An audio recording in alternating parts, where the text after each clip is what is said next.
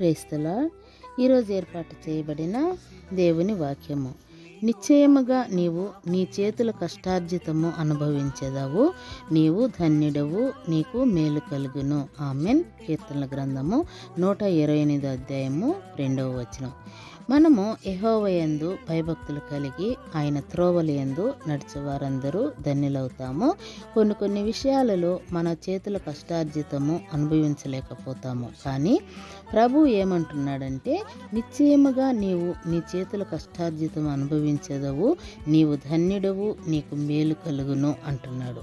ఈ వాగ్దానము కుటుంబం కోసము చెప్పబడింది. ప్రతి ఒక్కరూ దేవుని ఆశీర్వాదముతో ఉంటే తన కష్టార్జితము తృప్తికరమవుతుంది.